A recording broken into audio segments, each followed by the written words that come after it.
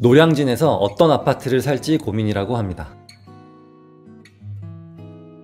사연자분이 보고 계신 아파트는 노량진 우성, 노량진 건영, 신동아 리버파크 32평이라고 해요. 자녀는 1명입니다. 노량진 우성부터 볼게요. 97년 준공에 901세대로 최고가 12억 5천에서 현재 실거래가는 10억 정도 합니다. 초등학교랑 붙어있는 게 장점이고요. 지도상으로 봤을 때는 역과의 거리가 멀지 않아 보이지만 실제로는 언덕이다 보니 내려갈 때는 그래도 뭐 내려가더라도 올라올 때가 좀 힘들어요. 그래서 여기서 마을버스를 이용하신 분들이 은근히 많습니다. 옆에 있는 상도동 LIG 건영 아파트 97년 준공에 1376세대로 32평 최고가 11억 7,500, 최근 실거래가는 9억 1,000입니다. 상도역에서 금방 갈 수 있는 거리고요. 여기가 노량진 우성하고 토지의 면적은 크게 차이 없는데 세대수가 거의 400세대나 많은 이유는 바로 소형 평수가 막 섞여 있기 때문입니다. 이런 아파트들이 꽤 있는데요. 무조건 1000세대가 넘는다라고 해서 대단지라고 생각하시면 안 되고요. 세대수보다는 토지 면적이 더 중요합니다. 그게 주차나 쾌적성이나 어떤 관리 같은 생활에 밀접해 있는 부분에서 차이가 많이 나기 때문이에요. 다음 신동아 리버파크 2001년 준공에 1696세대로 최고가는 12억 6,800, 최근 실거래가는 10억입니다. 이 아파트의 특징은 용적률이 무려 324%이지만 막상 가면은 생각보다 빽빽하다는 느낌이 들지는 않아요. 오히려 우성이나 건영보다 조금 더 여유롭다는 느낌이 드는데요. 그 이유는 토지 모양이 길기 때문에 동간 배치에 여유가 있습니다. 제가 아파트 하나하나씩 자세히 설명드리지는 않았거든요. 그 이유는 이 세 개의 아파트가 비슷한 시세 흐름을 가지고 있고 앞으로도 그럴 겁니다. 이렇게 같은 지역에 비슷한 연식에 비슷한 가격대를 보고 계신 분들이 있을 텐데요. 이럴 경우에는 투자 가치보다는 실거주 만족도를 보는 게 맞습니다. 왜냐면 어차피 비슷한 연식에 비슷한 가격대, 비슷한 위치라면 시세는 같이 움직이거든요. 그래서 어느 한 아파트가 먼저 치고 올라간다거나 아니면은 아예 못 올라간다거나 그러지는 않습니다. 더구나 여기가 연식이 좀 됐으니까 리모델링이나 재건축에 대한 기대감이 있을 수도 있을 텐데요. 재건축, 리모델링 둘 다 안 됩니다. 그걸 보고 들어가시면 안 돼요. 사업성 좋은 목동과 여의도도 이제 초기 단계입니다. 그런데 90년대 아파트들이 될까요?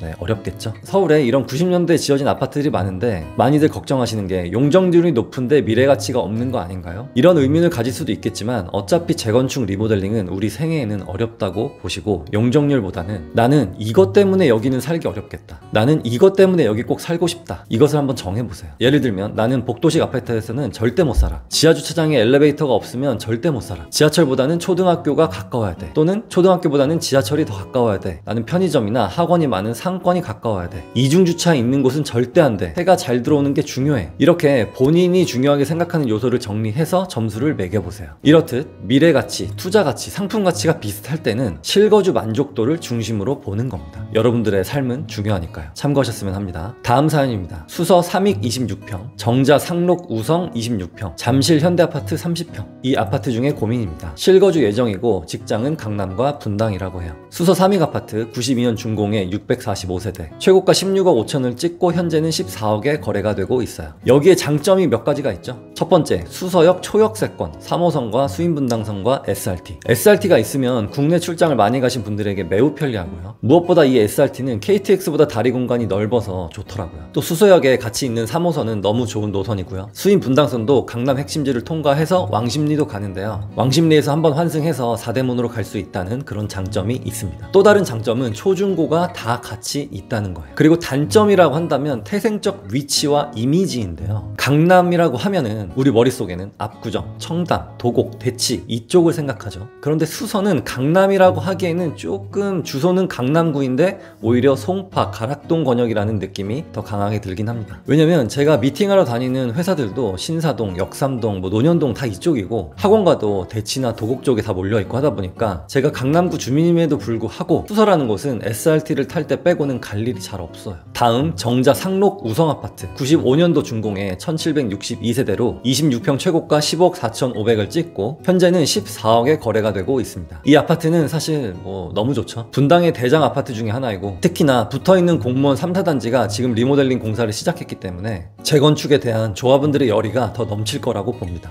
그런데 공무원 3, 4단지는 진짜 빨리 된 거예요. 상록 우성이 재건축을 해서 완공이 되려면 시간이 꽤나 걸릴 겁니다. 최소 15년은 걸리겠죠. 어쨌든 재건축 리모델링을 떠나서 분당에서는 서현역, 순회역, 정자역과 인접한 단지들이 가장 좋기 때문에 아무리 구축이어도 꾸준한 수요는 계속 있어 왔고요. 앞으로도 그럴 예정입니다. 마지막으로 잠실 현대아파트, 여기는 나홀로 단지죠. 여기는 제외하겠습니다. 수서 3위과 상록 우성이 14억으로 비슷한데 저라면은 좀 고민이 되긴 해요. 그래도 마음이 조금 더 가는 곳 어디냐면 상록 우성을 선택하겠습니다. 물론 교통 수소가 훨씬 좋으나 상록 우성이라는 재건축이라는 테마를 계속 몰고 갈 거고요. 그 사업성도 나쁘지 않고 세대수와 학군, 일자리 접근성 모두 괜찮기 때문입니다. 그런데 만약에 저에게 14억짜리 아파트를 고르라 한다면, 이분이 어차피 구축 아파트들 보셨기 때문에 저는 투자 가치 측면에서만 본다면 광장 극동 아파트를 같이 볼 거예요. 재건축이 되면 고층 아파트의 한강뷰가 아주 멋있게 나올 거기도 하고 학군도 좋기 때문에 제가 좋아하는 아파트 중에 하나입니다. 또 나는 구축에 살기 어렵다, 그래서 신축 아파트를 본다면 강남과 분당에 직장이 있는 것을 고려했을 때 옥수역 근처에 있는 옥수파크 힐스나 옥수 리버젠도 같이 보셔도 좋을 것 같아요. 아무래도 신축이 거주성이 훨씬 좋은 건 사실이기 때문에 재건축이라는 호재냐 아니면 실거주의 만족도냐, 이것들을 한번 직접 가보셔서 보고 결정하시기를 바랍니다. 감사합니다.